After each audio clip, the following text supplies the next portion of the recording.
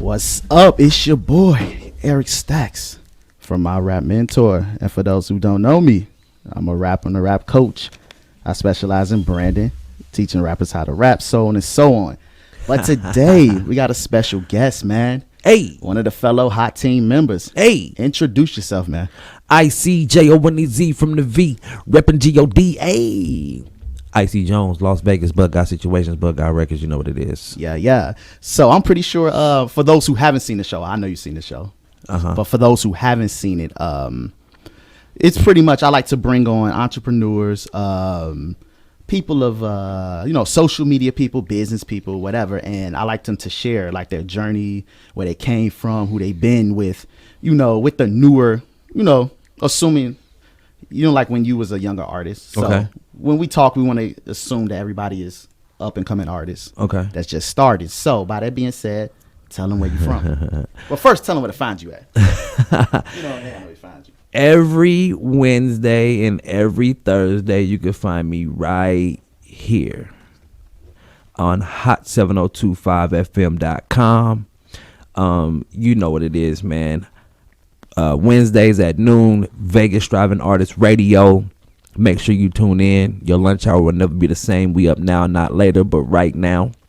And then every Thursday morning at 11 a.m., find me right here with Hot Seat with Icy Jones, with some of the best businesses in the city. Talking about entrepreneurship. Yeah, of course, jumping off the porch, doing your thing. And that's pretty much what it is, man. Especially all the artists out there that are owning their own business and owning their own brand. Definitely need you on the show. But also www.icjonez.com is where you can find my music, my catalog. You can find me on Instagram, Facebook, and YouTube at ICJONEZ. Yeah. So So today we're basically, for the people that's viewing in, basically, me and him was talking to each other, you know what I mean? And we had a nice little conversation. So we're basically going to be talking about essentially how to, if you are a DIY artist, how to just dive in and get started. So one of the things you were saying, we might as well get right into it. We definitely gonna play some music from him too, because he one of the hottest artists I heard in Vegas. Not even joking. I've been told that before I knew him. Appreciate so but I like how you said that it was a difference between how you say it was a difference between independent and underground. Yes, so yes. Get into that. Okay, so underground artists doesn't really have all of the things that an independent artist may or may not have. And so when you're underground, man, you may not even have your trademarks. Yeah. You may not be signed up with BMI yet or ASCAP yet. You might not even have your music videos up on YouTube or have your music on distribution channel. You know what I'm saying? Yep. But you got some hard copies. You got your logo, you got some music, and you have, some hard copy albums. You know what I'm saying? You may have a website where they can go get your music at. And so just get out there and go make your money with the logo on some shirts, that album, you know what I'm saying, that hard copy album, and sending people to your website with a flyer. So and go do some shows. So open mic. Yeah. To even go back, what got you? What made you even think what? We're gonna get back on that topic, but I want to know your mind state. What made you want to do music first, and then what made you want to take it as a career? So I guess number one, what made you want to do music? What made me want to do music is that my auntie was a singer when I was younger. I was 9 years old at the time, 8, 9, and she made a single. And on that single, it was 2 other songs on there. And, bro, the cassette tape had my auntie's face on the cover. On the tape? You feel me? Advanced rag on the tape? You feel me? The cassette tape. And I knew it was tangible. It wasn't just on the TV. You know what I'm saying? It wasn't just untouchable. You see these people on BET, MTV, whatever. Back then, Yeah, back then, it didn't seem realistic, MTV, Yo Raps. Yo Raps. Rap Yo City, Raps. The Basement. I forgot about that. Right? Classics. We growing up listening to this stuff and seeing them on TV, not thinking it's tangible. And then I was like, Auntie, can I write? Like, can I get a notebook? Can I write something? Because I felt the urge to write a song. And at 9 years old, I penned my first song. You started super early. Yeah, super early. It was an R&B song. And so I'm singing it to my cousins, family, and stuff like that. And they thought it was like cool, but like it's a joke. You know what I'm saying? But in my mind, I'm like, shoot. I thought you was just playing around like a hobby or something. Yeah, but bro, me, my mom, my auntie, I think it was a few other people. We were in a car going down the Las Vegas Strip, waiting for her song to come on the radio. Of course, at this time, it was 88.1. Oh, so you from here? I'm born and raised here, right? Bro, when that song came on, we went crazy. We out the window, you feel me? This her song, this not this song. Bro, it was like this just happened. Oh, man. You feel me? And that's what it is, man. That's what made me want to do music when I was 9. Did you know that you wanted to do it as a career, or at the beginning was it just always been something that I wanted to make money from? And then once I got 12, I stopped singing and I started writing poetry and raps. That's when I started, around 12, right? Yeah. So I started doing poetry and raps. And then by the time I hit 15, 16, I was in the studio recording.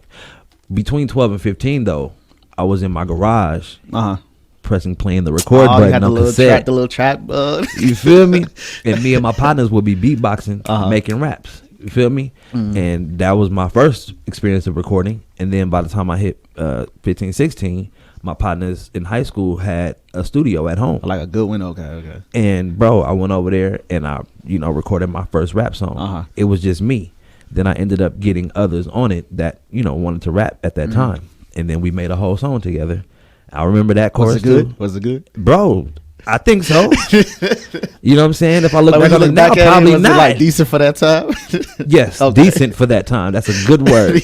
It wasn't a platinum. It wasn't a platinum selling song. You know what I mean? But bro, like people was rocking with it. They were just amazed that we had CDs and it was our voice on it. And put that hustle in actually, because back then, like what I liked about back then, even if you wasn't as good, when someone went like as far as putting it on the CD, you knew at least you're serious. Yep. Yeah. And shout out to Derek and Eric, DEA. They were the twins. You feel me? It was Derek, Eric, and Antonio Butler. And bro, that's where I recorded at. And we even had a little high school rap beef. You feel me? But they had their shirts. They was ready to go, bro. You know what I'm saying? And so from there, we made a group, LIL Kids, living in luxury, keeping it dirty style. We were doing festivals. We were doing events, man. We were in the studio recording, bro. We had our outfits ready. You feel me? So how long did it take y'all to get like into that, like the deep business part? To that extent? A year. Y'all was ready to. Yeah, because I ended up making a group out of us. You know what I'm saying? And just always being the brains behind it. Then after that, bro, we graduate, and I got another group. After that, we disbanded. I got another group, Aspects of Life. And then from there, one of the artists from that group like was trying to broker his own deal without the group. It ended up happening.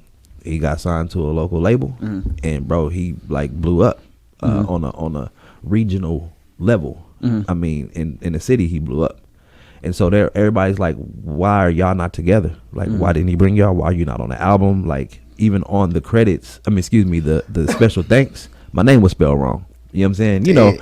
My name is ICJONEZ. So I think it was like ICYJONES. It's like, bro, come on, bro. Like, not only did you not put me on the album, you didn't put the group on the album, but you got them spelling my name wrong in the special thanks. Bruh. It'll turn you like a trap Gucci. Come on, bro. Gucci, right? And it's heartbreaking because that happens a lot in my life where I give a lot of game out. I give a lot of people, information, and then it's just like, they take it and run with it. They just like leave a nigga in the dust. But I think that I'm always ahead of my time. You know what I'm saying? But I'm always thinking forward. Always, thinking business and just trying to make it happen. So after that, man, I just went solo. Okay. And then I had my own album, which when I look back on that album, trash, straight up. But they was rocking with me. I was with Anxiety Entertainment, and man, we had like a $25 million deal on the table, and we lost it. Because we were young, dumb, not thinking forward. They wanted to give us $1 million a year.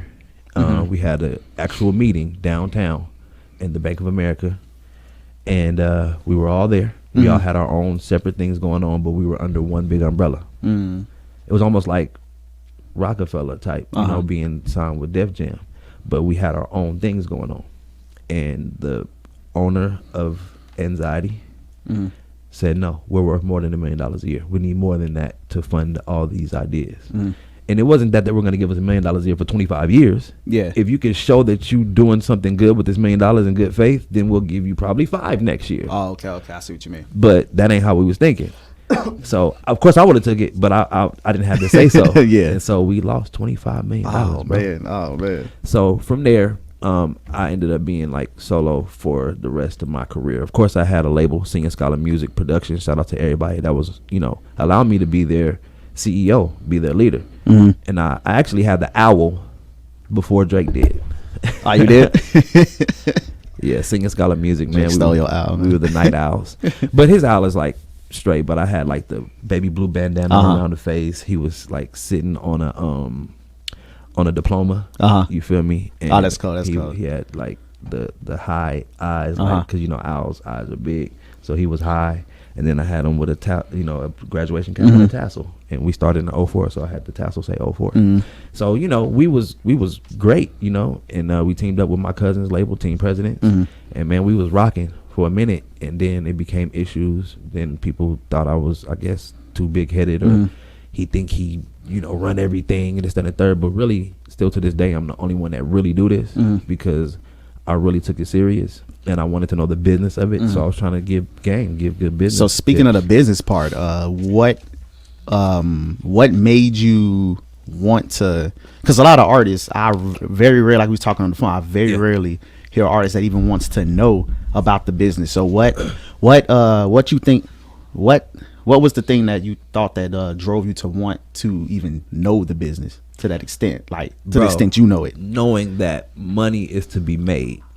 And if you don't know money, you know, and how to make it in the music industry and what you're doing it for, and then understanding that people get ripped off as just artists. Yes. If you're just an artist, you're going to get ripped off. It seems to happen most of the time. Yeah. And it's best to be an independently owned record label or entertainment umbrella than to sign to a label as just an artist or a group. You know, you're going to get ripped off. And it's in all genres of music. So you said it's better to sign as a label joint venture. So why do you think so? Because you get to make the rules. If they don't abide by your rules, then you don't have to sign because you already made money without them. Okay. They need you to keep making money as that big, you know, distribution label or whatever they are. You know what I'm saying? And so they could just make you a bigger household name than you are now. They could probably put you in places all around the world when you're just doing your thing nationally, which is still great money, is amazing. But to be global is a whole different story. Yeah. You feel me? But nowadays we can be global without a major label still. Yeah. Look at Funk Volume, look at Dizzy Wright, Hobson, you know what I'm saying? Like, they were amazing before they disbanded. You know what I'm saying? So that's what it is, man. So knowing that money can be made, but how do you make it? Yeah. So do you ever plan on signing like a major one day, or plan on signing? Yeah. I don't plan you on don't it. Plan on if it drop out the sky, then we can see if they abide by my rules. But now, man, I shout out to Cocaine, bro. Cocaine, the rapper singer. He dropped his album earlier this year called Finger Roll. Bro, he put in a post that he sold 6,200 copies in the first month, hard copies, right? Man. At $30. At $30? $30. And then he sold 1,200 of them digitally for $21.99. Man, right? Beast. And on that same day he created the post, he said, I'm on the way to ship out 400 more. Now let's just do the 6,200 plus 1,200. With that times the $30 a copy and $21.99 a copy, that's $202,000 that he made in 1 month. Man. That's just off the album. That's not including the snapbacks he got, the t-shirts he got, right? The shows, all that. That's just that, right? $202,000. And he put it out there for us to know as independent artists and mentors and things of that nature. Bro, you can divide that by 24 months and have $8,000 a month for 2 years off of just that 1 month sales. That's what I want to do and what I'm gonna do. Uh-huh. I have not yet reached $202,000 in 1 month, but I probably reached that over a span of time. But still good, man. bro, like, still good. What? You eating off what you love to do, man? Yes, I am. And that's where it's at. So at the end of the day, bro, like that's what I want to be, because he got Buddy Boy ENT.com or something, Buddy Boy, right? And it's all on his own website. It's not through digital distribution channels. Already preset, yeah. Yeah, it's not on Spotify and all of that, or it wasn't. You feel me? When it first came out, you just got to go to his website to get it exclusively. I like that smart. It builds more relationship with the consumer, with the consumer. That's what we got today. No middleman. No, you got to build a relationship with the consumer. And for everybody out there, man, you got to get a hold of your fans. Make them your family. Make them your extended family, your friends. You know what I'm saying? And most of them are going to be strangers. But get a hold of them, inbox them, comment on their stuff, let them know you're human just like they are, but you just have a dope gift that they don't have. That's why they support you. But what do you do that I can't do that I can support you with? You know what I'm saying? And make that relationship all across the world, bro. Yeah, all man. over. Yeah, that's important what you said. Like we was talking on the phone, we were saying like a lot of sometimes artists try to act too big headed and they don't respond back to their fans. They don't respond. They seen it. They ain't gonna say nothing. So to get back on the, I'm glad you put that story out there, because I want them to know, like, nah, you know what you're talking about, and hear your journey. So now you were saying, now we was going back on just getting started as a a DIY artist. Yeah. So you saying underground independent. Okay. So you were saying like the difference between underground and independent was underground is just gritty, grimy, like no paperwork involved like that. You know what I'm saying? Like at the end of the day, that's alligator. So with that being said, bro, you just getting out there, and then the money you make from just getting out there, put your feet on the ground, then take that same money, invest to get your paperwork. You know, go get your business license. You can do a DBA, which is $25 in Nevada, or you can go get an LLC, and there's many things in between that. You can go get your trademark after you made your money. Man, if somebody steals something from you, bro, as an underground artist, bro, you've done something. Yeah, you're doing something, man. They see the vision. Somebody paying attention. Yeah, because most people they ain't gonna take none. They don't think that's gonna succeed. Right. But let's be real. There should be more where that came from. Again, Drake got the owl, but I've been like got rid of the owl. But the point of the matter is like, it was a little different, but he got the owl. It was in the atmosphere, and he's the one with the owl. But bro, there was other stuff where that came from. You know what I'm saying? Like if you're an artist, overall, then it should be more where that came from. You know what I'm saying? But you can still go through suing somebody for your stuff because you were the first one to put it out. It should be in an email. It should be dated in that email. You could take that into court, whatever, however you want to fight it. But anyway, then independent. You have all this paperwork and all this stuff together. You feel me? You have your business license. You feel me? Okay.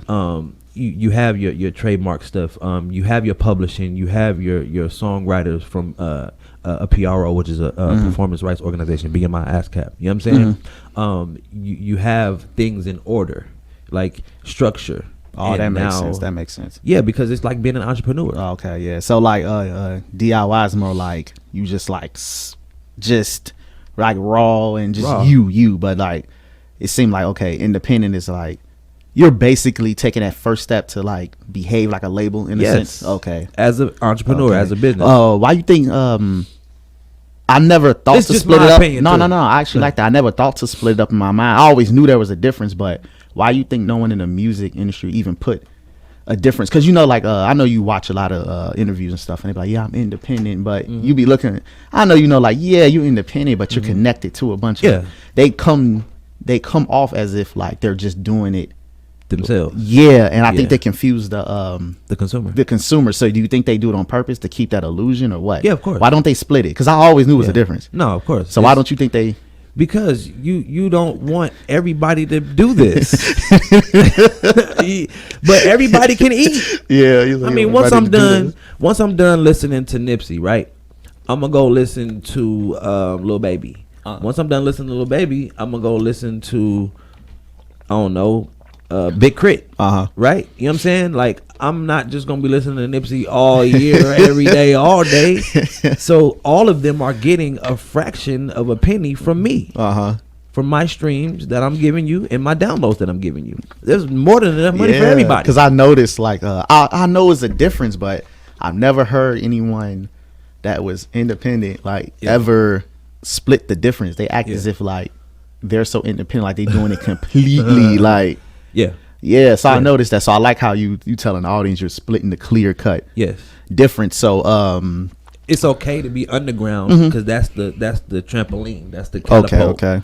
You know, and you could be an underground independent artist because you're not searching for mainstream fame. There's still mainstream independent artists. Young and May is one. Yeah. She is mainstream independent. Yeah, but she's not. She got a distribution probably or like a management, but there's no actual like joint venture label deal. You know, Nipsey was independent for a long time. He started out underground, then he went independent, then he got a joint venture with Atlantic.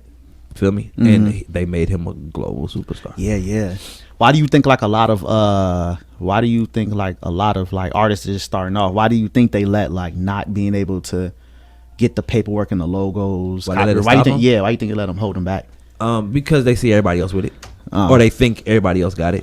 You know what I'm saying? And so they want to be solidified before they jump off the porch, and so that actually puts concrete shoes on you because if if you can't reach and attain those goals quick enough, you will lose interest in your own dream. Yeah. You know what I'm saying? Because you're trying to keep up with the status quo. How did you what put you in that mind state? I'm pretty sure you seem to always had a business mentality, but what put you in that mind state? Like, you know what? I need to just jump in. I'll worry about the other stuff. Nothing's gonna stop me. This is my ordained like calling to, do music. And I had to stop doing gangster rap. For one, because I'm not doing gangster, like gang banging things any longer. You know what I'm saying? Like, and then from there, most of these artists are just now studio gangsters. Yeah. And being a studio gangster in the 90s was not cool. Like, you had to really be putting in work and then go rap about all the work you put in. And now you were solidified a real nigga. Then it became entertainment where you didn't have to actually be a real nigga. You could rap somebody else's character and make it yours, put on that persona. An example, Tekashi 6ix9ine, right? So boom, it became this thing where it's like, for me, I had to switch it over because my life was in jeopardy. And then I became a gospel rapper, right? And that's what I'm known for today. And so the message that God put in me has to get out. And it won't always get out if I'm preaching. It won't always get out if I'm motivational speaking. Yeah. But it will get out if it's in a mode called music. Yeah, it's easier to soak it in short.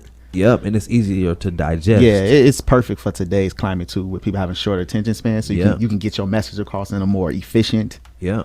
So that's my calling to do, conscious music. Put that gospel message in there of Christ. You know what I'm saying? Yeah, I have to play some of this. Matter of fact. Sure.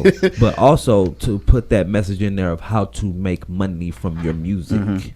So kind of like the rap mentor, but put it into music. Yeah. So even speaking of that, like, what do you recommend, like, an artist, like a artist that's coming up, like, to get multiple income streams? Because I don't believe in just relying off just music. Yeah. So what do you recommend for them? Like, at least the first step. Let me say this one thing though. Like Nipsey said, taught you how to charge more than what they pay for you niggas. You feel me? Like, that's the beauty of it. He really put his business skills and ethic in his work. Anyway, so my thing would to be as a artist is one thing, but as a business, it's another thing, and that's why you can be. That's why you can be John Doe doing business as your stage name. Okay. You feel me?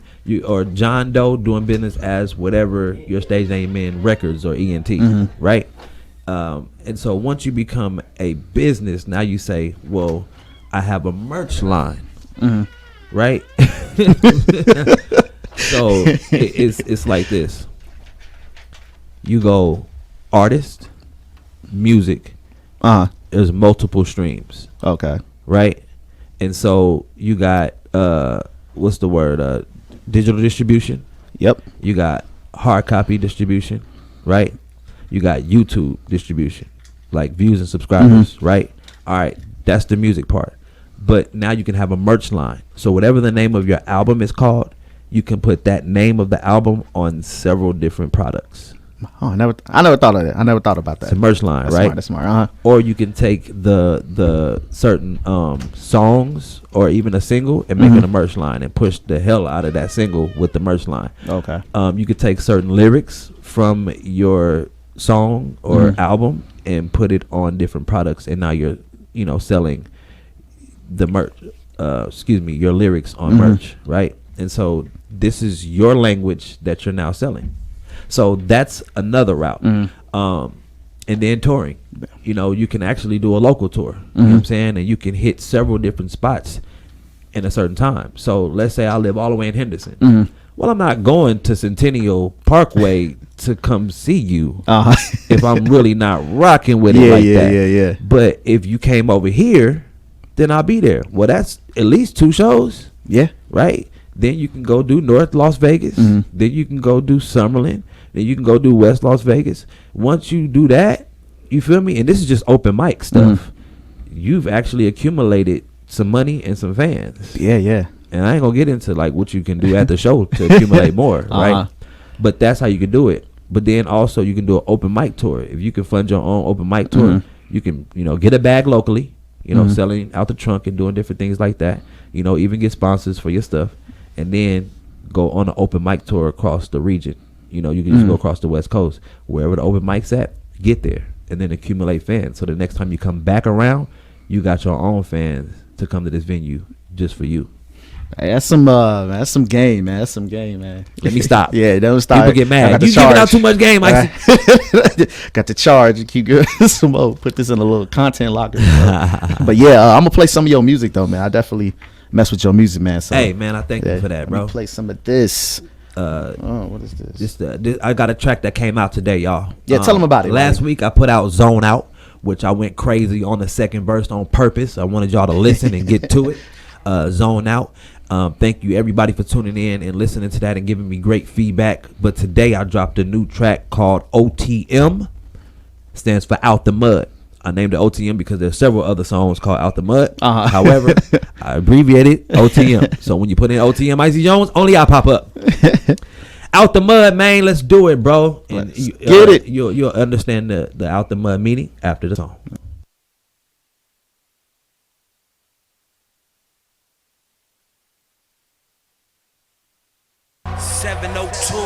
Yeah, Icy Jones, Camp But God, West Side, 702. Yeah, let's go. Out the mud, I gotta get it straight out the mud, out the mud, I gotta get it straight out the mud. Digging, I'm digging for gold, yeah. Digging, I'm digging for gold, yeah. Digging, I'm digging for gold, yeah. Don't nobody do it like I do it. Sell 1,000 units after 1,000 units. Get 100 pack, flip 100 pack. I guarantee I make the money back. Not only that, I make a stack, reinvest and I bring it back. T-shirt or a sweatshirt, snapback, sell 'em at the church. I'm a brand name, so I keep merch. But God, do your research. Might have set back for the research. I'll tap dance on the enemy's nerves. Cat skin, you can read every word. God's plan, that's what I prefer. I'm blessed and I curve the curse. Pray for the best and prepare for the worst. Out the mud, I gotta get it straight out the mud. Out the mud, I gotta get it straight out the mud. Digging, I'm digging for gold, yeah. Digging, I'm digging for gold, yeah. Digging, I'm digging for gold, yeah. Out the mud, I gotta get it straight out the mud. I'm 12 gauge pump like Elmer Fudd. Flow hot flame under Jesus blood. Cover like a blanket under Jesus love. I'll be in the hood like a spark plug with the G's and thugs screaming free the bros. Locked in a cell, don't rot in a cell. See me icy, rocking the bells and rocking the well. So cold, I put out the flames in hell. So bold, I rebuke your spell. Making sales, pocket swell. On the west side, I be clocking mail right in front of bells. On Mario's, don't make me call the Sicarios. You be sorry, bros. I'm out the mud, I gotta get it straight out the mud. Out the mud, I gotta get it straight out the mud. Digging, I'm digging for gold, yeah. Digging, I'm digging for gold, yeah. Digging, I'm digging for gold, yeah.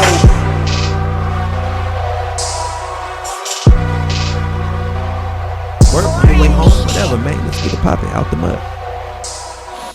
Yeah. Bro, Hey. that was hot, man. Appreciate it, Hey, man. you would, I don't know if I heard this one. That just came out today. Oh, I did? Oh, yeah. That was hot, man. You went nuts on that second verse, too. You went hard on the first one, but you definitely went hard on that second verse. I see what. Yeah. I want people to listen, man.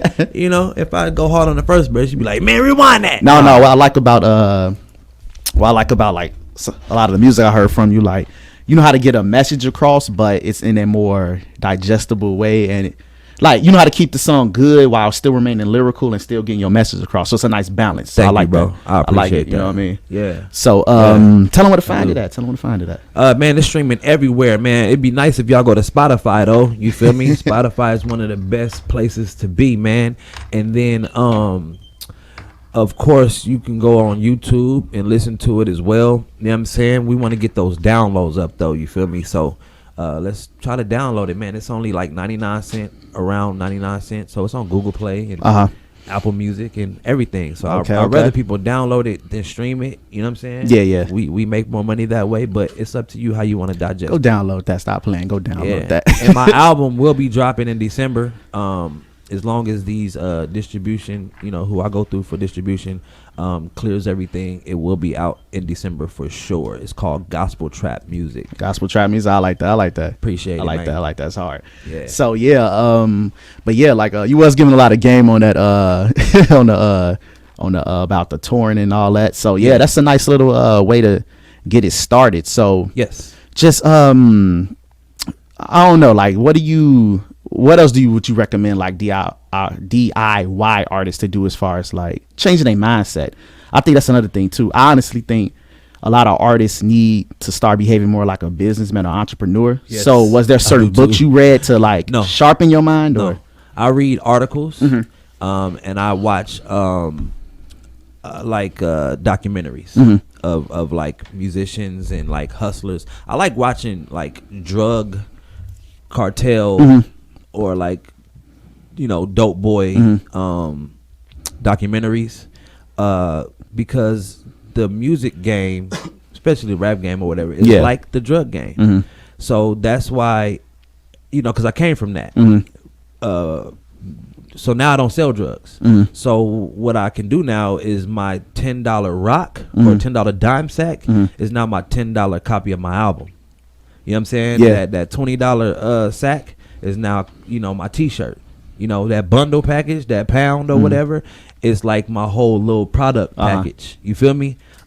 Myself, you know, I charge a certain amount to perform, so I gotta sell myself. You feel me? So it's that mindset and how they built these huge empires and then it just crushed. Well, my empire won't crush because I'm legal. Oh yeah, You know what I'm saying? yeah. So it's like, man, they made all that money and they never invested into nothing right, or they didn't, you know, do what they supposed to do. But man, they was on their way to something. So, you know, that just gives me inspiration to like do it in the music industry the right way. Okay, so you being a guy that I can tell is a thinker. If you had your own artist that was starting up under your wing, like and he was young and raw talent but didn't know where to start, what would be the first thing you will like? What would be the first thing you will do to get the ball rolling in the right direction? Are we talking business or what? Let's just say he already had to record. Yeah, well, let's say he already had the skill. I'm pretty sure you're gonna start somebody from like zero skill. Yeah, I'm assuming. Okay. So let's say he already had the skill, but as far as getting him out there and with the business and everything I just said, I would first of all get him on to BMI or ASCAP. You know what I'm saying, and upload his songs. You feel me? Why? So why would you get him on? Because you get royalty checks. You know what I'm saying, and I get a percentage of that. You feel me? Especially if we own the publishing company. You know what I'm saying? And so we as artists can get performance royalties every quarter if we perform at bars, clubs, lounges, and other venues. So as long as it's not a non-profit organization, these performing venues, entertainment venues, should be paying an entertainment license fee, and we get paid through that from all over the world. And so if you do open mics for free, you'll get paid for that on the back end. Oh, okay. Even when you do like, you know, prisons or youth correctional facilities and stuff like that, I've received checks from performing at crazy places. You know what I'm saying? Amphitheaters and all of that. So that's why. But then if you all of a sudden like get this big rush on like radio, and like your music is like playing on all kinds of radio that pay their entertainment license fees to play our music, we get checks for that too. Okay. And there are several other ways. If you get your music onto, you know, TV, you get your music onto, you know, movies, you know what I'm saying, and different things like that, you'll get royalty checks from there too. Okay. So even if you didn't move a unit, if you can wait a quarter, you may have some money if you put in work for 3 so months. that mailbox money coming in. Mailbox money. And I love that because people don't know mailbox money from Nipsey Hussle, the album. He sold that at $1,000 a copy. Oh, that's the one he sold it. Yeah. I remember you told me that. So 60 of them, $1,000? made $60,000 off of 60. Oh, he only had to sell 60. Oh, to that's make $60,000. Anyway, so that's one thing I would do, and then the next thing I would do is to put him out there to perform at open mics. I would get him to practice performing at open mics. So open mic usually get like between 5 to 7 minutes. You feel me? You got to get there on time. You got to sign up. You feel me? Yeah. And then he would practice performing. Hey, your performance is dope, by the way, too. So Thank you, brother. I definitely Appreciate see that. it. So, and so from there, I would then accumulate fans by having them sign up on an email spreadsheet. You feel me? If they like people sleep on the email spreadsheet, man. People sleep on that, man. People make money off of email lists. Especially how social media be bullying with the algorithms and stuff. But that's a whole But then also I would walk around, if I'm his CEO or manager or whatever, I would walk around the building, that venue, and I would ask people if they liked his music, his set, can they follow him real quick? So I would try to touch everybody in that building, open up their phone to their favorite social media and hit the follow button. You know what I'm saying? If we had music, then I would make sure everybody got a chance to buy it. You feel me? So those are the few things. I don't want to keep going. Do you manage or like I consult? Are you consult? Do you ever think about managing one day? I don't. Because I'm an artist myself. Yeah. Well, when you let's say when music no longer, let's say you get to a point where music is no longer the 4 point you ever plan on. I would do business consulting, artist consulting. A lot of people ask you, man, I don't think I wouldn't manage because that's really you like an artist now. Yeah. Like you gotta do everything for this person. That's what managing people is. don't realize that, because a lot of people ask you like, you should be a manager. I'm like, nah. Yeah. If you're running, let's say a CVS, you gotta manage the floor. Yeah, that is like being So you gotta do the same thing you would do for this artist though. You know what I'm saying? Make sure he's straight, make sure everything's good, make sure. And then the same thing with a road manager, the tour manager. They gotta do the same thing on tour. You feel me? So anyway, no, I would consult this artist and give him as much game as possible to make him flourish. Okay. From my opinion and my facts and my standpoint, right? And so that's what I do now. But I do it. Some artists have paid me, and then some of my little homies, I just do it because I want to see them flourish. But not only that, when they win, I win, so I can put them on my resume or whatever case may be. And if they get a bag, they're gonna look out for me because of all the game I gave them. You know what I'm saying? They ain't even gotta ask. You know what I mean? I've been again heartbroken in that, but at the end of the day, bro, like it's all love. Like I want everybody to flourish from the city, like flourish, so we can finally be on. Yeah, but be independently owned. You feel me? And shout out to the people who are on and who are making moves in the city, but I don't think people see them as major artists because they're not on major platforms. I was going to ask you that. Why do you think it's so hard for it's seemingly so hard for like Vegas artists? I don't think it's hard. Hit that level. I don't think it's hard. I think that people aren't putting in the right work. They're not doing the right things. A lot of people are working very harder and not smarter. Okay, that makes sense. Yeah, and we have a lot of artists who have reached great success and great heights, and we know some of them, but they're not where we want them to be or what we see as mainstream media famous, right? But bro, some of these people have touched some of these places and they make good money. You know what I'm saying? But at the end of the day, they're just not where we want them to be. Okay, that makes sense. Yeah, we always put ourselves down like, why we aren't there? Bro, I can name 5 artists who are there, but they just not where we want them to be or where we would expect them to be. Oh, okay, that makes sense. That makes sense. What made you get into consulting artists? Did you consciously think of it? Did you just kind of fall into it? Like, no, it's just what people see me. They be like, you consulting, you should do consulting. Yeah, you do got out of the game. And I spoke to him like, okay, yeah, right. And so that's just what it's called. Or a rap mentor, or a coach. You know what I'm saying? So Yeah. that's pretty much what it's called when I'm giving game. You feel me? And so that's the professional name for it to be called. That makes sense. I kind of Yeah. accidentally just started going in that direction anyway. Yeah. I was just kind of on accident. Right. I just And I should charge. yeah. Like, That nigga charged this interview after that game. Just for real. But it's all love though. Yeah. Because that comes back to me. Positive energy flows. And you still got to have hustle and to actually go do it. You gotta do it. If you don't do it, then that's just waste the game. Yeah, you just hear it. Yeah. Yeah. Do you ever think about starting like your own company, like a big company one day with the consulting stuff, or? Yeah, that'd be nice. Yeah, that would. But I have so many other businesses I want to do. Like I got a vision wall, and like all my businesses are there. They on my ceiling. When I look up, they're on my ceiling. You know what I'm saying? When I wake up, it's like right there. Okay, So- personal question, because I struggle with this. Now, you seem like a person that has a lot of ideas, and you Yeah. seem like you can do stuff that's even outside of music. Yeah. How do you know where to start? Because sometimes it's like, sometimes I have this problem because I can do so much. Yeah. I don't really know where to start. It's your heart desire. So whatever your heart is telling you to do right now, you follow your heart. You know what I'm saying? Don't scramble your brain. Don't rattle your brain. What is your heart saying you should do that's outside of music? You know what I'm saying? Well, not even necessarily outside of the music completely. Yeah, circle yeah. completely. Yeah. But like, for instance, you can do music yourself. You can manage if you wanted to. You can consult. You got an entrepreneur. So Right. like how do you know where to start within the music realm? Within the you know what I mean? think it's just wherever your heart is desiring you to go. That's all I can really say, bro. Because my heart led me, like the passion led me to give game like that. You feel me? And like step away from the mic. You know what I'm saying? Or step away from the stage and just like mentor my little brothers and like give them game. That's where my heart led me to. I'm passionate about the business because we should not be broke. Yeah. And as an independent artist or underground artist, you can make money with your craft. Period.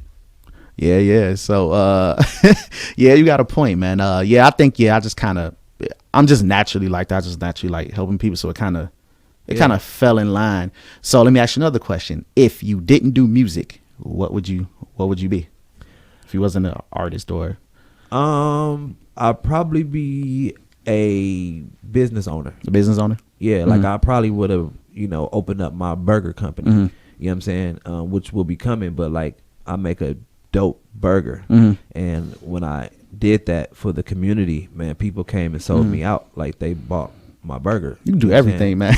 Yeah, and then I don't do everything, but I feel thank you. Or I was still been in clothing, because my owl was dope. You feel me? And I would have took that and put it everywhere.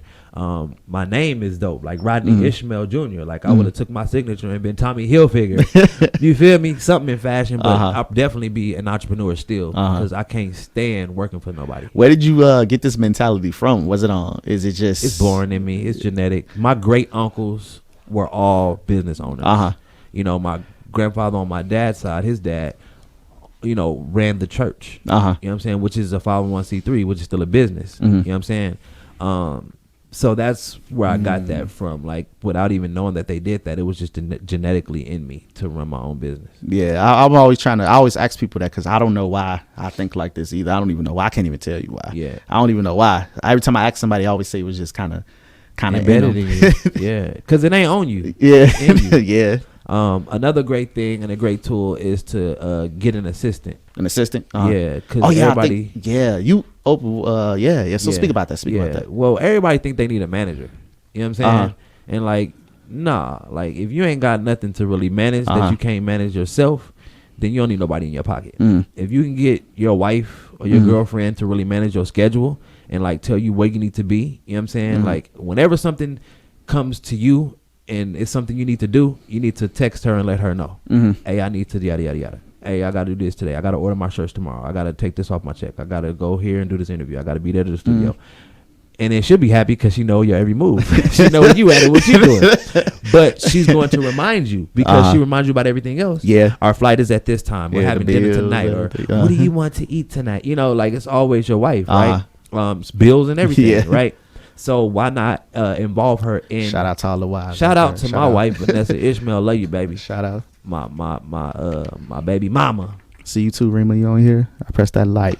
But yeah, so you were saying Vanessa holds me down, brother. But anyway, so that's what you need in an assistant. And then if you can't, get your wife to do it or your girlfriend to do it or whatever, then find someone who is close to you that would. But even like going back to the wife stuff, because I remember you did mention something like that. You were saying about having them see the vision, because you said a lot of times just being our head. So elaborate on that. Yes. Well, structure. And the structure is very important because you may have it all mapped out in your head, but she's gonna make it tangible. She's gonna make it come to life. You know what I'm saying? Especially being a woman, they're automatically gonna multiply stuff. You know what I'm saying? You give a woman a seed, she makes a baby. You give a woman a house, she makes a home. You know what I'm saying?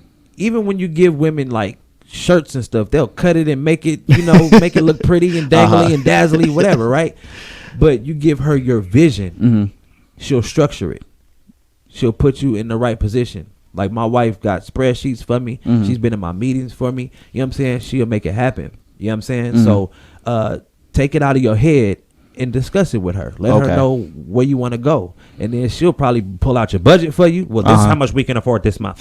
This is it. You know what I'm saying? Like, all right, babe. Cool. Well, here's what you should do. You should take this and put it over here, put it over here. It's just my idea. You know what I'm saying? And then you like, dang, you're pretty right. So don't bump heads with her because she's probably right. Yeah, more than likely. 90% of the time. More than likely. We just want to be the man. And she's allowing you to be the man and the visionary, but you got to let her make it tangible. You got to let her bring it to life. Okay. Like she does with your seed. You feel me? 9 months they carry that baby, man, and they gotta bring that baby to the world. They'll do the same thing with your dream and your vision. All right. So but if you can't get that, then find somebody who's close to you, who believes in you, and then see if they would like to learn how to help you structure your schedule. Because really, it's all about scheduling. We be double booking ourselves. Yeah, we be late to places. Scatterbrain, Bruce. There's so much going on in here. Yeah, right. And you need somebody who's an, executor. Because a lot of visionaries, they have a lot of visions, but they don't execute. Yeah. So if you can find somebody that can execute on your team, man. A visionary and an execution, man, that's amazing. So how did you find yours? Like, so for those out there, how did you find yours? Dave Backer is like completely amazing, right? I was booked for an event and that person dropped the ball. So he picked the ball up and slam dunked it. You feel me? So he took care of me. Like he gave me my other half of my deposit. He gave me the hard copy flyers. He asked me what did I need for the event: sweat towel, tea, water, everything. What time I needed to be there, which was early. You know what I'm saying? Like he took care of that whole thing, and I was like, yo, like. You assist anybody? Like, are you anybody's assistant or scheduler or anything? He's like, no, what you need? I'm like, I need a scheduler. Like, I need an assistant for real. Yeah. He was like, for sure. And then I just like start texting him my schedule and everywhere I needed to be. And then he would just remind me. Because at the end of the day, we keep running and then we'll forget about certain stuff. Especially if we didn't put it on our calendar. If we didn't put it as early, I'm always we'll be late. You feel me? Because we put it right on time. Like, you got to be there at 12. You get there at 12:05, bro. It's a problem. I need to be there at 11:30. You know what I'm saying? Man. So yeah, bro. He does that for me. I know that's like it takes a lot of pressure off you. Yeah, but here's the thing: when you so used to working by yourself, bro, you forget you got an assistant, and you will not utilize them. You know what I'm saying? It's like you've been wanting this to happen for so long, and you finally get it, and you slap it in. Did you go through that point, or I did? Oh, you did. Like there was times where I forgot to text him stuff. I mean, he's like, well, I didn't know. Like, you're right. You did. My bad. You know what I'm saying? So, and I'm just now getting over that. And we've been in business together for 2 years. Okay. You know what I'm saying? Because I was so used to working by myself. How did you get over that mindset? Because I know it's hard, used to being so independent and doing things. How did you? I got over it being comfortable with having an algorithm of like, texting him every time. Also like a little routine. Yes, as soon as I'm done with this conversation and y'all give me a tentative time and date, I text him over it. You send immediately? Immediately. Okay. You know what I mean? Or else you'll forget. You feel me? Yeah, so, man, I'm always I be having so much stuff that sometimes I forget like the little things, and like you said, about time you do remember, you be late, double booked, booking too close. Yeah, too close. Oh man. Yeah. So he'll tell me you can't do that. You got this on that day. all right, cool. Well, no, I can't do it. Like, let me check my schedule. That's what that really means. Let me check my schedule. I'll get back to you. Nope, can't do it. Dave told me no. Can't do it at all. And I offered Dave to everybody because he can actually, do a few people's schedule. It'll get to the point where he can't no more, but he could do a few people's schedule. You feel me? And so I offer it because it's very much needed, and he's very feasible for the month of, work. Okay. So how did you notice that it's what was the biggest areas that you think it stepped your own overall business up by having an assistant? Punctuality. Like, it's very important that you're 15 minutes, 10 minutes early somewhere. That's pretty much what it is. Like, and like being able to say no, because we like to say yeah to everything. Yeah. You know what I'm saying? And the word no is a part of business. You do have a point. Yeah, it's a part of life. Like, did no kill me? No. Did no put me in the hospital? No. You know what I'm saying? Like, it probably made you a little emotional, but so what? Like, got my fees a little bit. Your little rejection. So what? So, yeah, it made me more punctual, and it allowed me to say no because I like to say yes to everything. Yeah. And then it also brought my wife in, you know what I'm saying? For her to know what's up. Okay. Yeah. So, yeah, man. So how do you, because we almost going to be done pretty soon. Yes, sir. So how do you, real quick, without going too far, what do you recommend the first step to at least going in the direction of finding an assistant? I told people Fiverr.com. That's FIVERR.com. You can find some of everything on there because the assistant doesn't have to be in the same city or be next to you. You just got to email them your schedule or text them your schedule and let them remind you. You know what I'm saying? You can do it yourself with a calendar or whatever, but it's much easier to have somebody take care of it. I don't want to see that calendar. I'll probably forget to look at it. Right. And some assistants may need an assistant because you got so much work going on. But anyway, that's what I would do. So look it up on. We got to wrap it up, man, but tell them where to find you. Tell them where to find that hot song in your music, man. ICJONEZ, man. Icy Jones. You can Google me. I'm the only one that's going to pop up. But IcyJones.com, Facebook, I.C.Jonez, Instagram, ICJONEZ. All right. Y'all already know where to find me. Your boy Eric Stackz, ERIC_STACKZ. You can also follow me on my rap mentor at MYRAPMENTOR. Hey, let's get it. God bless y'all. Love y'all, man. Peace.